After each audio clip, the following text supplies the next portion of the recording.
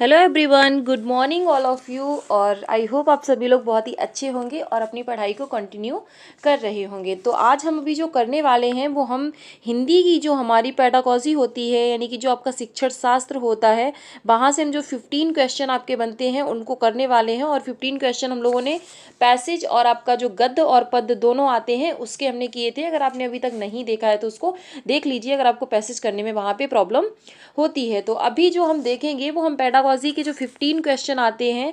और भाषा की जो आपकी पेडागॉजी होती है वो बहुत ही इजी होती है। आपको सिर्फ अपने दिमाग में ये रखना होता है कि आप क्या सिखा रहे हो। देखो, पेडागॉजी क्या होती है, आपको सबसे पहले अपने माइंड में ये चीज़ रखनी होती है कि आप मैथ पढ़ा रहे हो या फिर आप कोई भाषा पढ़ा रहे हो, फिर चाहे वो कोई भी भाषा हो, भाषा की चाहे फिर वो इंग्लिश हो, है ना, चाहे फिर वो हिंदी हो, सभी की पेडागॉजी सेम ही होती है। बस वहाँ पे आपको इंग्लिश की जो लैंग्वेज है वो समझ आनी चाहिए, उसके बाद आप बराबर ही उसको कर पाओगे। चाहे फिर वो संस्कृत की हो, तो पेडागॉजी क्या है, यानी कि किसी भाषा को पढ़ाना है तो हम अलग पेडागॉजी यूज़ करते हैं।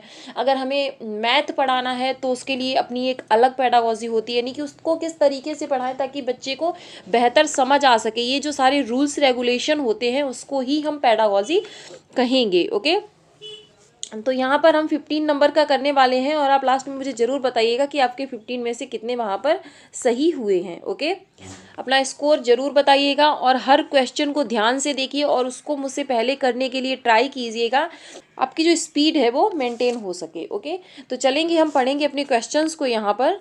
और फर्स्ट क्वेश्चन से देखेंगे हम, प्राथमिक स्तर पर बच्चों की भाषा का आकलन करने का उद्देश्य है। यानी कि देखो, आपको एक चीज़ और ध्यान रखनी है, जो पेपर देने वाले हो, अगर आप फर्स्ट पेपर दे रहे हो तो आप 1 to 5 के बच्चों को अपने दिमाग में रखिएगा एक बार। और अगर आप सेकेंड पेपर दे रहे हो तो आप जो 6 to 8 के बच्चे हैं उनके हिसाब से आपको आंसर वहाँ पे देना होता है। ओके, अपना फर्स्ट क्वेश्चन, प्राथमिक स्तर पर बच्चों की भाषा का आकलन करने का उद्देश्य क्या है। यानी कि जो प्राथमिक स्तर पर 1st to 5th के जो बच्चे होते हैं उनमें अगर आप भाषा का आकलन करोगे तो आप किस तरीके से करोगे। देखो, वो बच्चे कैसे होते हैं, छोटे होते हैं। और आपकी लैंग्वेज पेडागॉजी ये कहती है कि जो छोटे बच्चे होते हैं उनको आपको क्या करना चाहिए, उनका देखो सबसे पहले भाषा का प्रयोग उन्हें आना चाहिए। उसके बाद जो लेखन है या फिर जो बोलना, वो सारी चीज़ें एक अलग चीज़ है। लेखन है, बोलने की कुशलता, ये सब बाद में आएगा। सबसे पहले बच्चा अपनी बात को कहना सीखे, यानी कि भाषा के द्वारा अपने अपने जो थॉट्स हैं उनको भाषा में कन्वर्ट कर पाए, यानी कि वो पहले बोलना सीखे, अपने आप को एक्सप्रेस करना सीखे। तो यहाँ पे पठन क्षमता का आकलन अभी हमें नहीं करना, हमें क्या करना, उसकी भाषा प्रयोग की क्षमता का आकलन करना है, यानी कि वो भाषा को प्रयोग कर पाता है या नहीं। ओके, तो प्राथमिक स्तर पर आपका यही उद्देश्य होता है भाषा को पढ़ाने का। उसकी लेखन क्षमता नहीं देखनी है अभी हमें, उसकी बोलने की कुशलता भी नहीं देखनी है। अभी सिर्फ इतना है कि वो अपने जो विचार हैं, अपने थॉट्स हैं, उनको वो वहाँ पे आपको भाषा के जरिए आपको आपसे कह पा रहा है और अपने आप को एक्सप्रेस वहाँ पे कर पा रहा है। देखेंगे नेक्स्ट क्वेश्चन को। नेक्स्ट है आपका, इनमें से कौन सा भाषा आकलन में, आकलन देखो क्वेश्चन, देखो आकलन से यानी कि जो इवैल्यूएशन होता है उससे आपके इन्होंने 2 से 3 क्वेश्चन भाषा में भी डाल दिए हैं। और सबका आकलन, अब मैथ का जब आप आकलन करोगे या असेसमेंट करोगे तो वहाँ पे आपके जो एम होंगे, जो वहाँ पे आपके उद्देश्य होंगे वो थोड़े से अलग होंगे। तो ये थोड़ा सा आपको डिफरेंस करना होता है। ओके, और आप जब भी पेपर करोगे सॉल्व तो वहाँ पे ध्यान रखना कि मैं क्या कर रही हूँ, मैं मैथ कर रही हूँ या मैं हिंदी कर रहा हूँ, जो भी है आपका। ओके, तो देखेंगे इसमें हम भाषा आकलन का सबसे कम प्रभावी तरीका है, यानी कि जो भाषा आकलन है उसका सब कहानी कहना। तो उसमें बच्चा अपना क्या करेगा, भाषा का यूज बेहतर करेगा, है ना। कहानी लिखना, लिखने में भी बहुत बच्चा अपने जो विचार है उनको प्रकट करेगा और भाषा अच्छे से यूज़ करेगा। घटना का वर्णन करना, तो वहाँ पे भी बच्चा जो है भाषा को अच्छे से यूज़ करेगा। लेकिन श्रुतु लेख, श्रुत का लेख का मतलब क्या होता है, जिसे हम इमला भी कहते हैं। तो यानी कि सुनते जाओ और लिखते जाओ। यहाँ पर बच्चे ने खुद की लैंग्वेज को ज़्यादा इंपॉर्टेंस नहीं दी है, वो खुद से कुछ यहाँ पे नहीं बोल रहा है। तो ये आपका ऑप्शन यहाँ पे गलत हो जाएगा और ये गलत है। सबसे कम तरीका, यानी कि हमसे गलत ही या फिर जो जो सबसे मतलब बहुत कम इफेक्टिव है वो पूछा गया है। तो इस तरीके के वर्ड आपको हमेशा ध्यान रखने हैं। तो यहाँ पे आपका जो ऑप्शन है वो 4th यहाँ पे सही हो जाएगा। चलेंगे अपने नेक्स्ट क्वेश्चन पर। आकलन की प्रक्रिया में केवल बच्चे की क्षमताओं का आकलन नहीं होता है, बल्कि शिक्षक की शिक्षण प्रक्रिया का भी आकलन होता है। बिल्कुल ही सही बात है। जब बच्चे का आकलन होता है तो बच्चे की क्षमताओं का ही नहीं बल्कि शिक्षक ने किस तरीके से पढ़ाया है उसकी शिक्षण प्रक्रिया का भी आकलन उसमें होता है। तो ये पूछ रहे हैं क्या ये पूर्णता सही है, अंशतः सही है या पूर्णता गलत है या निराधार है। तो ये निराधार नहीं है, पूर्णता गलत नहीं है, अंशतः सही नहीं है, बल्कि पूरे तरीके से आपका क्या है, सही है। ओके, चलेंगे अपने नेक्स्ट क्वेश्चन पर। रीमा ने तीसरी कक्षा में पढ़ने वाली रितिका की भाषा क्षमता, भाषा निष्पादन संबंधी क्रमिक प्रगति का ब्यौरा। देखो वर्ड को पकड़ा करो, क्रमिक यानी कि क्रम से लगाती जा रही है, एक के बाद एक, वो चाहे फिर उसकी भाषा हो चाहे भाषा निष्पादन संबंधी, यानी कि जितनी भी उसकी वो है उनको क्या करें, क्रमिक की प्रगति यानी कि जो क्रम से होती जा रही है उसकी प्रगति, उसका ब्यौरा उसके अभिभावकों को दिया, यानी कि उसके जो पेरेंट्स हैं उनको दिया। रीमा ने के आधार पर यह जानकारी दी। तो रीमा जो है उसने किस आधार पर ये जानकारी उनको दी, ये आपसे क्या कर रहे हैं, पूछ रहे हैं। तो यहाँ पे अवलोकन तो सिर्फ ऑब्जर्वेशन होता है, यानी कि आप बच्चे को देख रहे हो। इसका जो सही आंसर है वो आपका है पोर्टफोलियो। पोर्टफोलियो कहते ही उसको है जहाँ पे आपकी सभी क्रमिक जो भी आपकी जितनी भी आपकी अचीवमेंट होती है, जो भी आपका एक विकास चल रहा होता है, जो भी आपकी प्रगति होती है, उसके दिखाने के लिए हमें क्या बनाना पड़ता है, पोर्टफोलियो यहाँ पे बनाना पड़ता है। लिखित परीक्षा तो उसने ली नहीं है और ये जांच सूची भी यहाँ पर नहीं है। ओके, चलेंगे अपने नेक्स्ट क्वेश्चन पर। नेक्स्ट है आपका पहली कक्षा में लिखना के अंतर्गत आता है, यानी कि पहली कक्षा में भी लिखना के अंतर्गत आता है। यानी कि पहली कक्षा, आप खुद सोचो बच्चा कितना छोटा है, तो छोटे छोटे बच्चों को हम क्या कराते हैं, हम पहले उन्हें मतलब ऐसे पेंसिल या जो भी है उनको हम लाइनिंग कराते हैं, है ना, इस तरीके से सर्कल, यानी कि जो भी वो बनाना खेल खेल में जो भी सीखे, यानी कि चित्र बनाना, कोई भी ड्राइंग उनसे बोल दिया और कुछ भी उन्होंने बनाया तो वाक्य नहीं लिख पाएगा। इतना छोटा बच्चा शब्द अक्षर कुछ नहीं, उसको क्या आना था, चित्र बनाना आता है। यानी कि वो कभी ऐसे बना देगा, कभी कुछ ऐसे बना देगा, मतलब कुछ भी वो बनाता है। तो एक हाथ को उसकी एक हैबिट होनी चाहिए पेंसिल को पकड़ने की। थी शुरुआती जो आपकी बच्चों को हम लोग पढ़ाते हैं तो वहाँ पे क्या करते हैं, हम उसको चित्र बनवाते हैं। ओके, तो आपका ऑप्शन 4 इसमें सही हो जाएगा। नेक्स्ट देखेंगे हम, प्राथमिक स्तर पर पढ़ना सीखने में सबसे कम महत्वपूर्ण है। यानी कि जो बच्चा है जो शुरुआती दौर पर पढ़ रहा है उसमें सबसे, अब इन्होंने देखा नहीं दिया है लेकिन सबसे कम महत्वपूर्ण, यानी कि अब इसके चारों ऑप्शन सही हैं, बट इसमें आपको क्या करना है, इसमें आपको जो लीस्ट यानी कि बहुत ही कम इम्पॉर्टेंट है उसको देखना है। तो क्या है इसमें, अनुमान लगाना, है ना, यानी कि अनुमान लगाना, तो ये तो बच्चे में स्किल होना चाहिए, है ना। संदर्भानुसार अर्थ, यानी कि जो वो पढ़ रहा है उसको वो समझ सके, तो ये भी आपका एक महत्वपूर्ण उद्देश्य होता है भाषा को पढ़ने का। अक्षरों की पहचान, अगर बच्चा सिर्फ अक्षरों की पहचान कर पा रहा है और उसके बाद है पढ़ने का उद्देश्य, यानी कि वो क्यों पढ़ रहा है ये भी होना चाहिए। तो आपकी अक्षरों की पहचान, इसमें ये भी इम्पॉर्टेंट है कि बच्चा अक्षरों को पहचाने, लेकिन ये क्या है, ये सबसे कम इम्पॉर्टेंट है, इसलिए आपका ऑप्शन इसमें कौन सा सही हो जाएगा, थर्ड वाला ऑप्शन यहाँ पर सही हो जाएगा। चलेंगे अपने नेक्स्ट क्वेश्चन पर। भाषा अर्जन क्षमता, यानी कि जो ये दिया गया है चॉम्स्की के द्वारा, इसको कहते हैं LAD। आपसे इंग्लिश में भी पूछ लेगा, ये आपसे हिंदी में भी पूछ लेता है। भाषा अर्जन क्षमता यानी कि लैंग्वेज एक्विजिशन डिवाइस, जिससे आप अपनी लैंग्वेज का अर्जन एक होता है, अर्जन यानी कि एक्विजिशन एक होता है लर्निंग। तो समझते हैं इसमें डिफरेंस क्या होता है। आपका अर्जन या एक्विजिशन क्या होता है, आप अपने समाज में हो और वहाँ से आप चीज़ें एक्वायर कर रहे हो, यानी कि आपके मम्मी पापा जैसे बोल रहे हैं, आपकी फैमिली में जैसे सब बोल रहे हैं, जिस तरीके से आप सुनते हो जो लैंग्वेज को, वो क्या करते हो, आप एक्वायर कर लेते हो।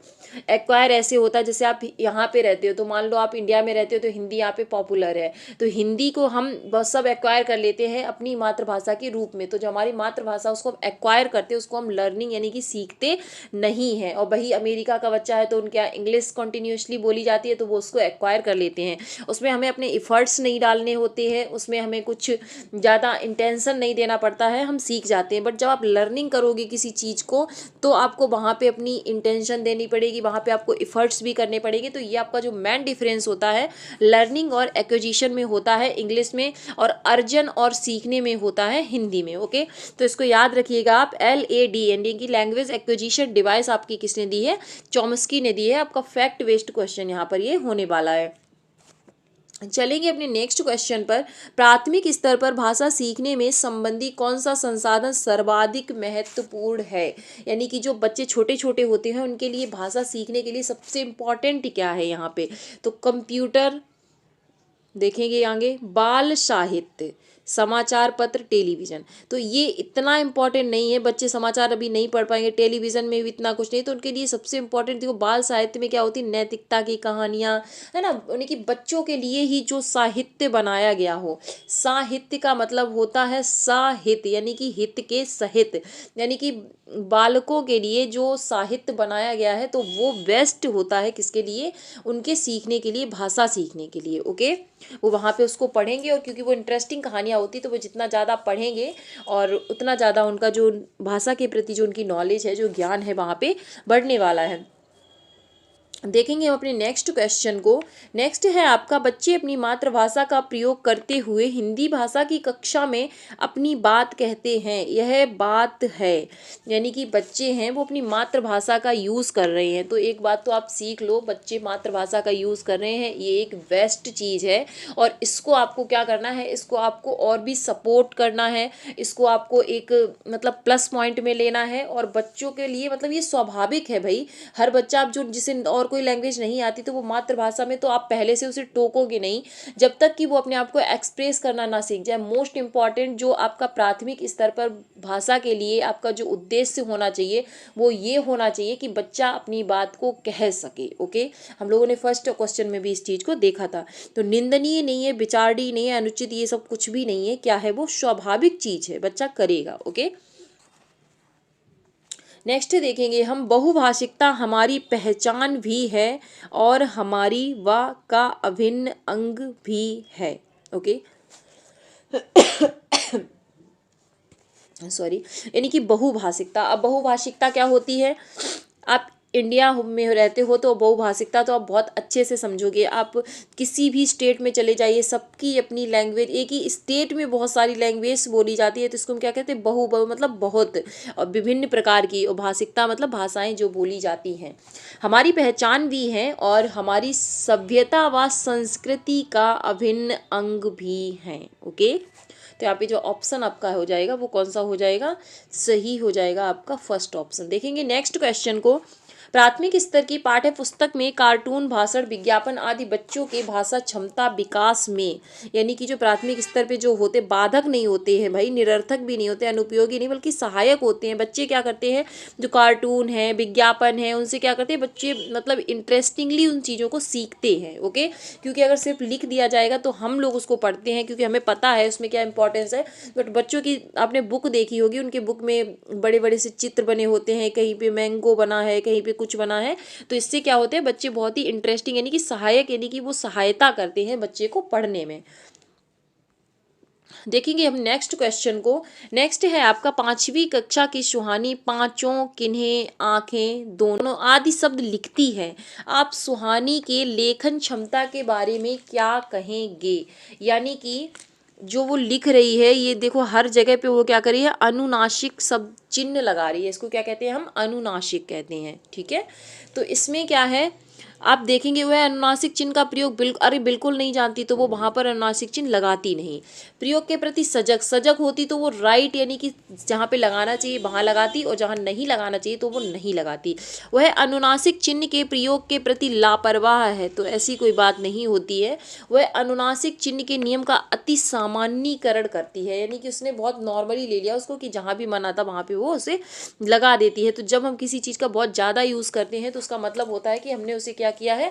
सामान्यीकरण कर दिया है उसका। ओके, तो आपका फोर्थ ऑप्शन यहाँ पे सही हो जाएगा। चलेंगे अपने नेक्स्ट क्वेश्चन को। नेक्स्ट है आपका, विद्यालय में भाषा शिक्षण के लिए कोई कार्यक्रम शुरू करते समय सबसे महत्वपूर्ण है। यानी कि जो अगर आप विद्यालय में भाषा शिक्षण के लिए कोई कार्यक्रम करना चाहते हो तो वहाँ पे सबसे महत्वपूर्ण क्या होने वाला है? बच्चे की लिखित क्षमता को पहचानना, बच्चे की सहज भाषाई क्षमता को पहचानना, बच्चे की सहज मौखिक अभिव्यक्ति को पहचानना, बच्चे की पठन क्षमता को पहचानना। तो लिखित और पठन क्षमता ये तो यहाँ पे नहीं होगी। अब यहाँ पे आपके पास दो ऑप्शंस बचे हुए हैं जिनमें से आपको क्या करना है?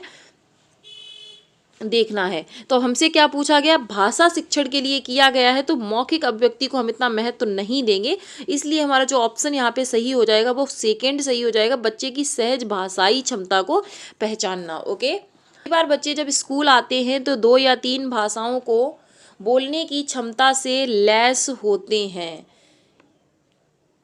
यानी कि पढ़ने और बोलने की क्षमता से, लिखने और बोलने की क्षमता से, रटने या बोलने की क्षमता से, समझने और बोलने की क्षमताओं से लैस होते हैं। ओके, तो यहाँ पे पढ़ना लिखना रटना कुछ नहीं आएगा, आपको क्या आ जाएगा, समझने की क्षमता, यानी वो समझ लेते हैं 2 या 3 अधिक भाषाओं को। ओके, चलेंगे अपने लास्ट क्वेश्चन पर। किसी विषय को सीखने का मतलब है उसकी किसको डैश को सीखना, उसकी डैश को सीखना, यानी कि किसी विषय को सीखने का मतलब है उसकी अवधारणाओं को सीखना, ठीक है, और उसकी विषय वस्तु को नहीं। विषय वस्तु देखो, सबसे पहले तो शब्दावली और ये वाला ऑप्शन आपका कट जाएगा, क्योंकि उसकी अवधारणाओं को समझना हमारे लिए जरूरी होता है। उसके बाद विषय वस्तु, तो यानी कि पाठ्यक्रम को नहीं, बल्कि उसकी जो शब्दावली होती है। आप भाषा को तभी अच्छे से समझ पाओगे जब आप उसकी शब्दावली को बहुत अच्छे से समझोगे। मान लो अभी ये हिंदी लैंग्वेज ही है और आपको इसके जो वर्ड्स हैं वो ही समझ नहीं आ रहे हैं, तो आप पेपर अपना कैसे करोगे, किस तरीके से आप करोगे, तो क्या होगा, यानी कि किसी भी लैंग्वेज के संदर्भ यानी कि अवधारणा, उसकी जो बेसिक होते हैं उनको, और उसकी जो शब्दावली होती है उनको आपको समझने की ज़रूरत है। ओके, तो आपके 15 में से कितने मार्क्स आए हैं मुझे ज़रूर बताइएगा, और आई होप आपको सेशन पसंद आया होगा, और पसंद आया तो इसे लाइक ज़रूर करना, और मिलते हैं फिर एक नेक्स्ट वीडियो में। तब तक के लिए आप सभी अपना ध्यान रखिएगा, और चैनल को सब्सक्राइब नहीं किया है तो कर लीजिए, क्योंकि इसी तरीके की इंपॉर्टेंट वीडियो यहाँ पर आपको मिलती रहेंगी। Thanks for watching. जय हिंद।